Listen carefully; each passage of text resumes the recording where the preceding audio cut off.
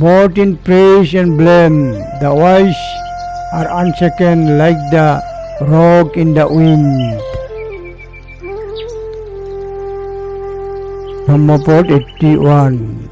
Both in praise and blame, the wise are unshaken like the rock in the wind. Dhammapad 81.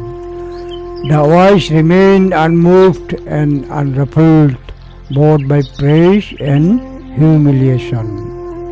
The wise remain unshaken under all vicissitudes of life, like the solid rock that withstands the buffetings of wind unmoved.